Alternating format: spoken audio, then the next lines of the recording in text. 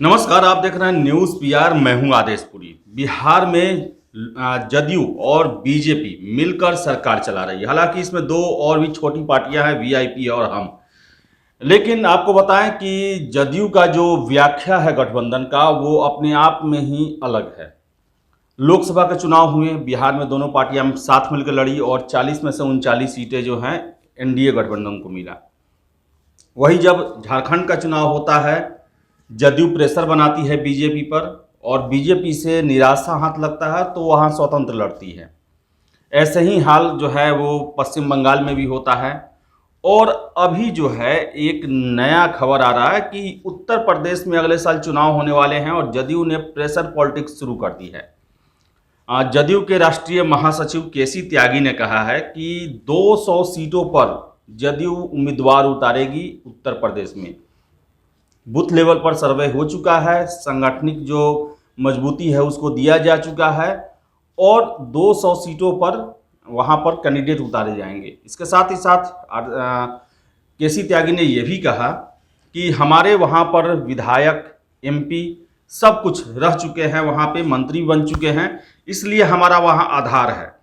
लेकिन साथ ही साथ उन्होंने ये भी कहना नहीं भूला कि पहले बीजेपी से बात होगी, अगर मन माफिक सीट और गठबंधन हो जाता है तो गठबंधन के साथ लड़ा जाएगा।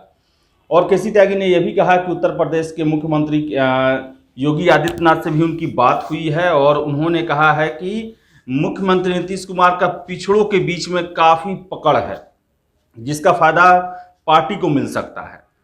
इसके साथ ही साथ आपको बताएं कि केसी त्यागी ने यह भी कहा कि हम पार्टी जो है जदयू उत्तर प्रदेश में सीट देने से पहले सबसे पहले ये विचार करेगी कि ज़्यादा से ज़्यादा सीट जो है वो पिछड़े जाति के लोगों को दिया जाए। और उनका ये भी कहना है कि 200 जो विधानसभा क्षेत्र हैं वहाँ पर जदयू की स्थिति काफ़ी मजबूत है। केसी त्यागी ने यह भी कहा कि हमने 2017 में ही तैयारी कर रखी थी चुनाव में जाने की, लेकिन सर्वसम्मति से फैसला हुआ, उसके बाद हम चुनाव में नहीं गए। आपको बताएं कि 2017 में आरसीपी सिंह को उत्तर प्रदेश का प्रभारी बनाया गया था चुनाव की तैयारियों को लेकर। और बनारस में जो है नीतीश कुमार ने सभा भी किया था। पूरा जोर शोर से जो है वहाँ तैयारी किया गया, लेकिन ऐन वक्त पर जदयू के द्वारा वहाँ चुनाव नहीं लड़ा गया। तो ऐसे में जो भी राजनीतिक विश्लेषक हैं उनका यही मानना है कि जदयू का कोई बहुत मजबूत आधार उत्तर प्रदेश में नहीं है और न ही वोट कटवा की स्थिति है। लेकिन अपने पार्टी को विस्तार देने के लिए हमेशा की भांति, जैसे झारखंड में हुआ, जैसे पश्चिम बंगाल में हुआ, उसी तर्ज पर जदयू प्रेशर बना रही है बीजेपी पर कि कहीं गठबंधन हो जाए, क्योंकि 2022 में एंटी इनकम्बेंसी भी योगी के तरफ ही है। हो सकता है कि योगी सरकार इस बार रिस्क न ले। 2017 में जो है उस समय समाजवादी पार्टी की सरकार थी, एंटी इनकम्बेंसी जो है समाजवादी पार्टी की तरफ थी और ऐसे में बीजेपी को फ़ायदा होने का अनुमान था और फ़ायदा हुआ भी। लेकिन इस बार 2022 में जदयू को ऐसा लग रहा है कि योगी जो है वो प्रेशर में है और उन्हें ये डर है कि अगर हम गठबंधन नहीं करेंगे तो हमें अच्छी सीट ना मिल पाए। और यही कारण है कि जदयू ने ये तुरुप का पत्ता फेंका है। आपको बताएं कि अभी नीतीश कुमार भी दिल्ली में ही हैं, आंखों का इलाज करवा रहे हैं और बिना नीतीश कुमार के राय मशवरे के केसी त्यागी ने ऐसे बयान नहीं दिए होंगे।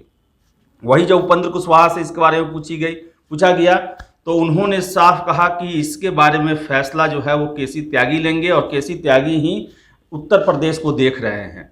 और केसी त्यागी ने अभी सूचना दिया है कि 200 सीटों पर उत्तर प्रदेश में जदयू जो है अपने उम्मीदवार खड़ा करेगी। हालांकि उन्होंने अभी इंतजार करने को कहा है कि बीजेपी से बात होगी, गठबंधन अगर सही रहा, अगर सम्मानजनक सीटें मिलती है तो उत्तर प्रदेश में साथ में लड़ा जा सकता है चुनाव। तो देखने वाली बात है कि उत्तर प्रदेश में बीजेपी जदयू को साथ में लेके चलती है या नहीं। आपको बताएं कि अभी तक का ये जो भी ट्रैक रिकॉर्ड हम देखें तो बीजेपी ने बिहार के बाहर जदयू को कभी भी भाव नहीं दिया है। इवन झारखंड में भी नहीं दिया, बंगाल में भी नहीं दिया और न ही लोकसभा के चुनाव में बिहार से बाहर कहीं गठबंधन भी किया। आपको पता है कि उत्तर प्रदेश में भी नहीं स्वीकार किया गया मांग, जबकि नीतीश कुमार का हमेशा से ये फॉर्मूला रहा है कि बीजेपी से अगर गठबंधन चल रहा है तो हमें अनुपातिक आधार पर सभी जगह पर सीट दिया जाए। लेकिन बीजेपी का साफ ये एक तरह से इंडिकेशन रहता है कि हमारा गठबंधन जो है बिहार और केंद्र को, बिहार से संबंधित केंद्र को लेकर है। और यही कारण है कि 2020 का विधानसभा चुनाव देखें, दोनों पार्टियों ने मिलकर आधा आधा सीट पर दोनों ने चुनाव लड़ा। फिर से अगर आप देखें तो जो लोकसभा का चुनाव था उसमें भी बिहार में आधा आधा पर चुनाव लड़ा। लेकिन इसके अलावा बीजेपी ने जदयू के साथ बिहार के बाहर कहीं भी गठबंधन नहीं किया। वही जदयू जो है, अमूमन देखा जाता है कि कोई भी गठबंधन होता है तो राज्य के साथ साथ केंद्र में भी रहता है और दूसरे राज्य को भी लिए भी मान्य होता है।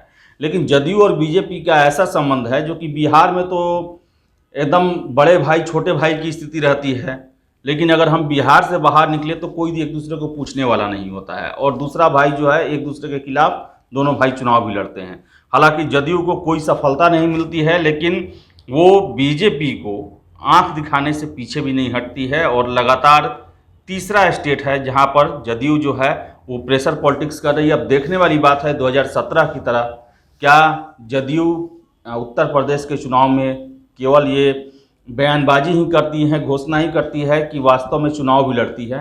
क्योंकि 2017 में दोनों पार्टियां अलग थी, गठबंधन नहीं था, फिर भी जदयू ने चुनाव नहीं लड़ने का फैसला लिया था। और अब तो साथ में है, अगर जदयू बीजेपी इनको अगर भाव नहीं देती है तब तो और दुर्गति हो सकती है जदयू की, और हो सकता है कि ये सिर्फ प्रेशर पॉलिटिक्स हो और बात बनने का इंतजार किया जा रहा हो। बात बन गई तो ठीक है, नहीं बात बना तो इससे फिर 2017 की तरह वापस भी लिया जा सकता है। लेकिन फिलहाल प्रेशर पॉलिटिक्स जारी है। देखने वाली बात है कि उत्तर प्रदेश चुनाव को लेकर बीजेपी क्या फैसला करती है, जदयू को साथ लेकर चलती है या फिर पहले के चुनाव की तरह इग्नोर करती है। फिलहाल वीडियो में इतना ही। वीडियो पसंद आए लाइक शेयर करें, हमारे चैनल न्यूज़ पीआर को सब्सक्राइब जरूर कर लें। धन्यवाद।